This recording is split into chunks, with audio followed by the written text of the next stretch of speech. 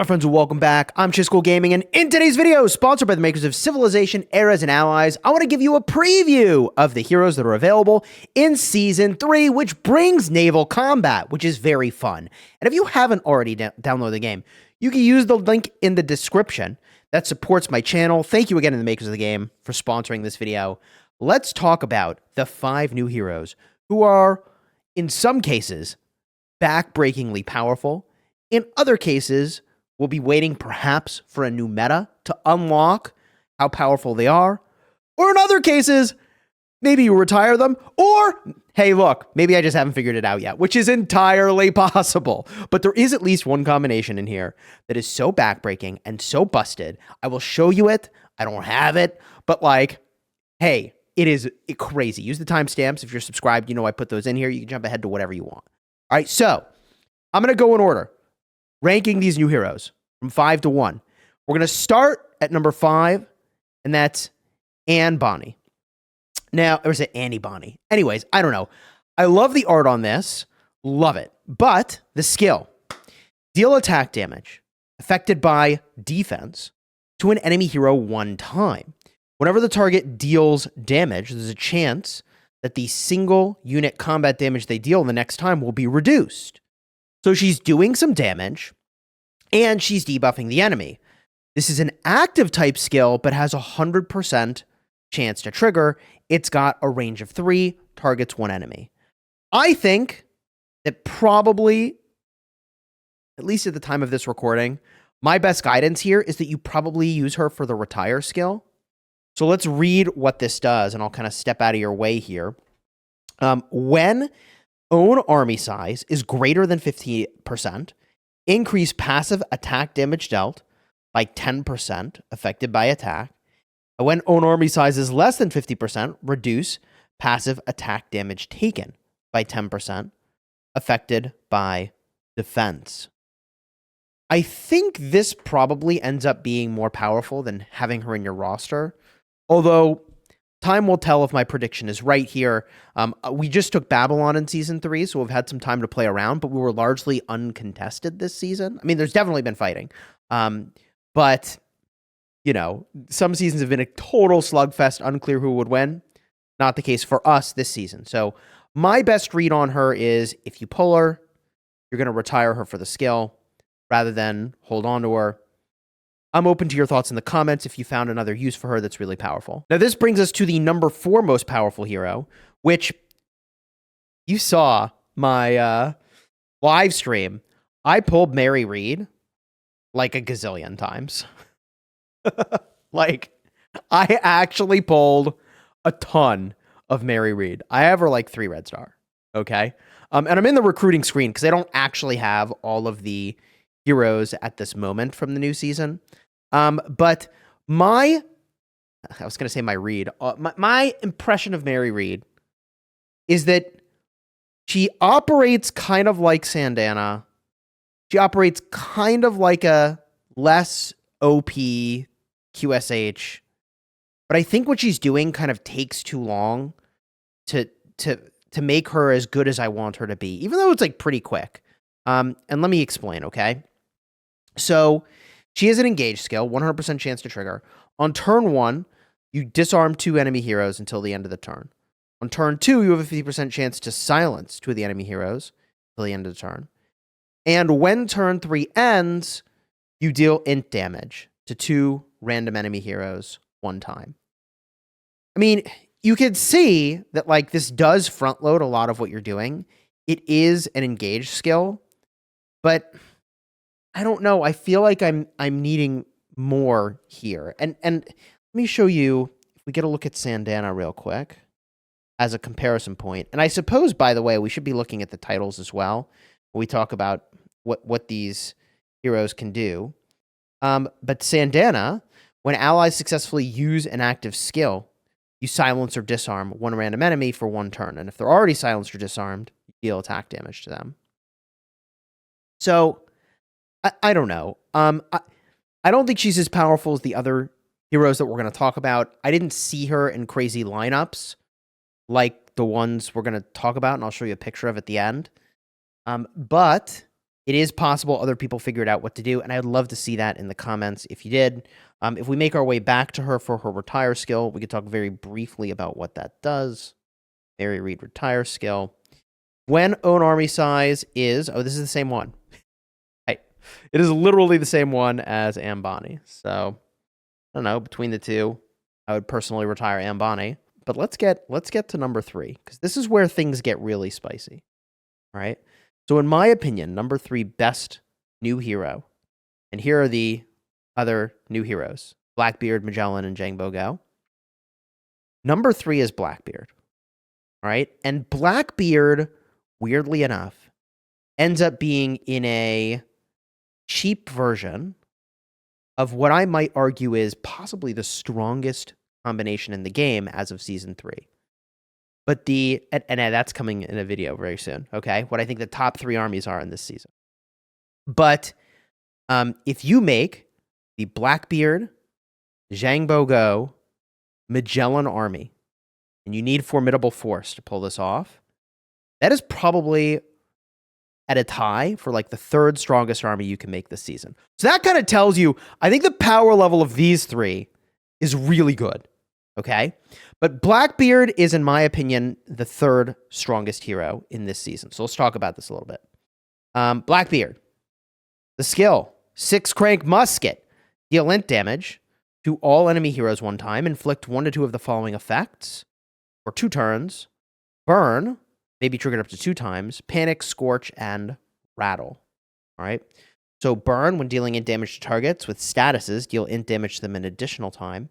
Panic, take int damage over time applied at the start of own action every turn. Scorch, take int damage over time applied at the start of each turn. And rattle, take continuous int damage at the end of each turn. Let's just find a status effect for every single time that damage can be taken here. Anyways, he works as, interestingly enough, the captain in this powerful lineup. Blackbeard, Zhang, Magellan. Okay. So the retire skill here, and I don't think you want to retire him for this skill, but let's talk about it. Negotiation before arms. Prepare for 1 turn, deal int damage to 2 enemy heroes 1 time. Also reduces the combat trigger rate of active skills for the targets. Now, this is very interesting. There's very much like an anti-active skill approach that can be taken here that I think could be very powerful. So I suppose you could go for the skill here and use it to counter active skill-based armies. I personally would hold on to Blackbeard, I think, if I got a copy of him. I guess it depends on whether or not you get Magellan and you get Zhang Bogao. So let's talk about that. I think the number 2 strongest hero from the Season 3 heroes that dropped, okay? Not, by the way, not including like the, oh my gosh, there's also Attila that we need to talk about, but these are the heroes you can recruit from the start and are available to recruit all throughout the season. Anyways, Magellan. Talk about Magellan. He's my number 2 for this season. The Zhang Bogao, QSH, and Magellan army smashes the number 1 army, if you can believe it, the number 1 army from Season 2. So he is a part of an incredibly powerful composition. Incredibly powerful. All right. Let's talk about this. So Magellan, each time the enemy takes continuous damage, status damage, that's burn, panic, scorch, rattle, which we talked about, impair, take attack damage over time applied at the start of own action every turn, rout, when taking attack damage, receive additional attack damage, and incinerate, taking damage over time applied when acting every turn. Chance to trigger the following 3 effects. The chance of triggering each effect is calculated independently. Reduce 2 random enemy heroes' combat damage dealt. This effect lasts till the end of the battle, stacks up to 10 times. Reduce 2 random ally heroes' combat damage taken. This lasts till the end of the battle, stacks up to 10 times. Restore troops. Dude, he's just doing so much. And when paired with the other people that are doing all of these different types of effects, It is obviously incredibly powerful. Like, they're designed to be together, I think, and they work so well together.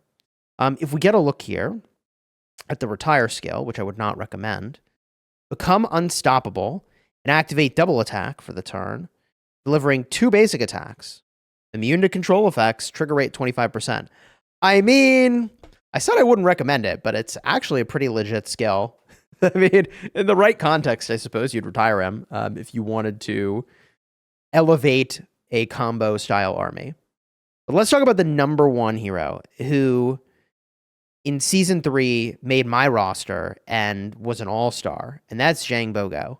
And, you know, look, I talked about this in my last video, so I won't go too in-depth, perhaps, where I shared, like, here's what I used this season. But Zhang Bogo is powerful for the status effect synergy and specifically applying and leveraging Incinerate. So at the start of each turn, you inflict a stack of Incinerate on all enemies.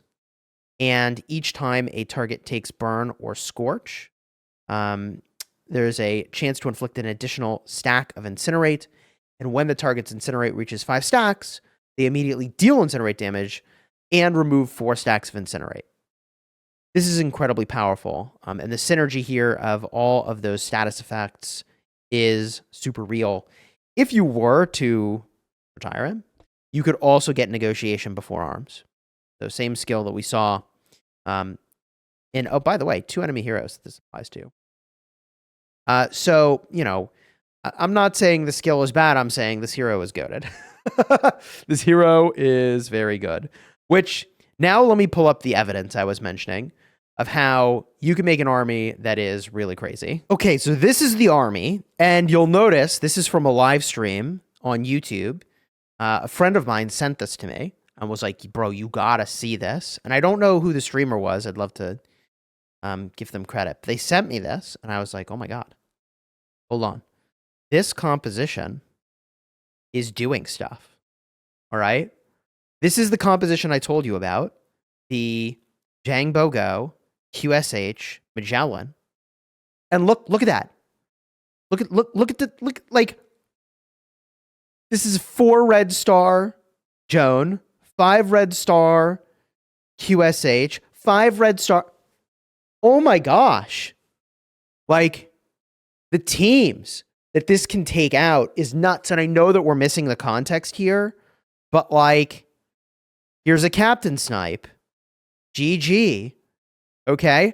The composition has legs, in my opinion. All right? It's got gas. These are the pictures I have. I'm going to study this a little bit more. I'll have a video about this soon for the top armies in this season.